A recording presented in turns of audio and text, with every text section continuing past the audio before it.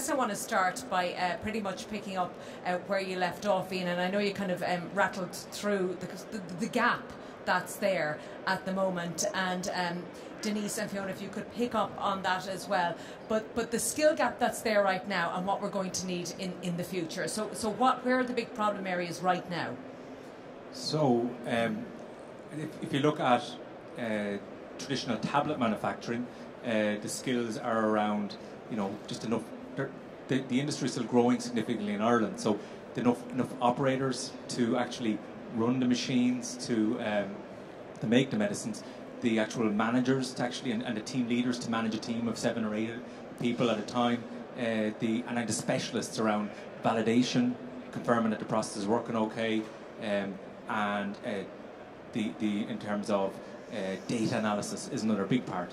So that's in terms of making tablets. And in the biologic side, I'm sure my 2 colleagues here will probably talk on it more, but certainly there aren't enough people. If you talk to BMS, if you talk with the Amgen, these guys, there really is a lack of people with broad biologics experiences. The biologics is very different. So you're putting cells, and I haven't a clue really, but you put cells into a tank and you try to grow them, generate express proteins, whatever it is, and then you have to extract those proteins. So can you not fill jobs right now? Exactly. There's not enough people to fill the jobs right now. Okay, so how many vacancies do you have in your company right now? My company, we have probably 6 vacancies. But at a broader level, there's an estimate that there's 12,000 roles to be filled in the sector over the next 5 years. 12,000 euros. Okay, and we're meant to be at full employment by the end of next year, so that probably doesn't tally with that. Yeah. Fiona, is that reflective of your own experience? Yeah, hi. So we're doing, I think a good example that Ian came up with is, the car example, how advanced the technology is. Just hold the mic a little bit closer. Sorry, how advanced the technology is with regards to the car and, the internals of a car and everything like that. But, we're doing a lot of work in continuous manufacturing in the PMTC.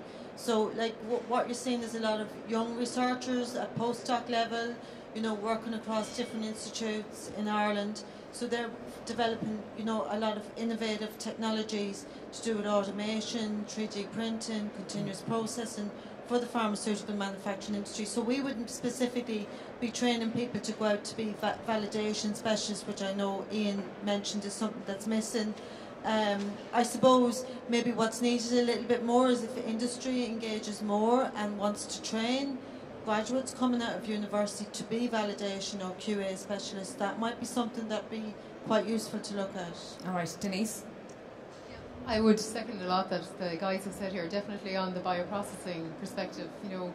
We have in Limerick, the Regeneron has set up in the last few years, and I know when they came first, they found it very difficult to recruit. And essentially what they did is they poached any good bioprocessing people from every other industry around the country, then leaving a shortage in those industries. So we can't just keep stealing the good people around the same pool, and that's why, I know at University of Limerick they're looking into new bioprocessing masters. There's bioprocessing masters in DCU. There's the Nybert facility we're working with at Lowell and Sligo. But Denise, what's the problem? Is we don't have the right courses? Is it as basic as that? That would have been it. Yeah. Well, bioprocessing for pharmaceuticals is a new industry. It's emerged, really probably over the last 30 years, but in reality, for big scale manufacturing, maybe the last 15 years. So the traditional chemical engineers or chemists, they wouldn't be equipped at all to have that skill set. And then you have the biologists or the genetic engineers, they wouldn't be used to working in such a processing environment. So I guess the challenge has been there to meet the skills for that sector. Okay, and you were talking about future-proofing, Ian, and there was probably a couple of things in your list there that wouldn't automatically be associated with the biopharma industry, with manufacturing. Yeah, but even things like making sense of data, it's very broad, but whether you're working in telecommunications or whether you have to look at graphs and you figure out what is it telling me, or whether you're working in making foodstuffs or medical devices, or you're working in Intel or working in the pharmaceutical sector, the ability to do that in a successful way and communicate that to other people. There's all this data and this is what it's telling us, and then go and present that to a team of people and summarise it. That's a very powerful skill to have, and it's not easy. to be able to get up in front of people and talk in a meaningful way and have the right way of presenting. That's very powerful, and it's a skill that has got probably greater longevity than some of the other. Like, it's probably social intelligence, cross-cultural competency. But there's that an estimate a lot of the about. technical skills. And are they even in any course in Ireland right now in any of the universities? Well, so there's I guess we, as part of our programs, we've developed with Griffith College some pharma business degrees. Right. So it's got half is technical, and how you make tablets and biologics and all that sort of stuff, and validation and stuff like that. But half is, management of teams, review of data, presentation of data, a backstory to clinical trials, so that people understand why we're doing stuff and how our clinical trials run and why is that important. So to try and develop a more rounded graduate from that perspective. So that would be an example. But one other importance is that the shelf life of a technical role in Ireland now is around 5 years. Okay. So your skills are probably obsolete within 5 years. So that's not a good job prospect. I mean, if you're picking a course, you're like, well, I want something more. Okay, go on. That's really good. Right. It just means you need to keep upskilling. Upskilling. So this is the lifelong learning that we've been touching on throughout the day. Because I imagine there's people in the room and they have employees and they're like, I need to upskill them. So this is all part of it. It's not just graduates. And to be comfortable with change. That's the big thing. Well, we all fear changing. Yeah, we do. Fiona, your thoughts on that? Upskilling, workforces or this lifelong learning that we've been talking about all day?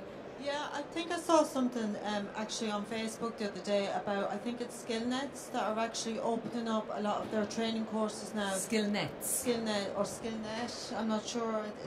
SkillNet, yeah. So they're opening up a lot of their courses on this. Traditionally, they were opened up to people that were unemployed. But now they're actually opening up to people that are in full employment so that they can retrain as something else. So I think what we need to look at is like maybe if somebody's like a process operator, they might be aware of like what's going on in quality or validation, or maybe not. But since they're in the industry, if they want a career in that industry, let them do a course, where they can qualify. So then you're filling the gap internally.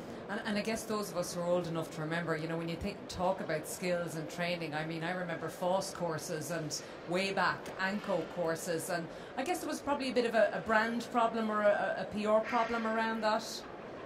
Sorry, a bit of a brand problem. I wonder, sometimes do courses like that, do manufacturing, we need to sell them a bit better to people? We need to sell them a little bit better. We need to make them more attractive. You need to introduce some flexibility as well. For females, maybe, starting at 8 o'clock in the morning or 7:30 in the morning and finishing at 6:30 in the evening isn't that attractive, because they might have to drop kids off or collect kids. So there needs or we get the dads involved. There's something innovative. But there needs to be a little bit of flexibility around those industries. Maybe I know when I worked for a consultancy firm, a lot of women, we would recruit for very high top end consultancy projects in the pharmaceutical industry. And one of the problems that if you're a full-time mother working in the pharmaceutical industry, you don't have flexi time. You can't work 3 days a week. You have to be there all the time. So maybe they can introduce some of that flexibility, and then they can bring some female, very experienced female staff back into the industry. Yeah, because we're talking about, every time we cover the Leaving Cert story, every year we talk about STEM subjects all the time. You want to get in on that, please? Yeah, absolutely. Just I think the real thing is being adaptable. So training people that, you're not always going to have the same tasks. You're going to rotate within your organisation. And an example we have from my own research centre, the SSPC, we went to our industry partners last year and surveyed and said, where is the gap? What can we help with? And actually, I think they came back that wasn't technical at all. It was regulatory affairs.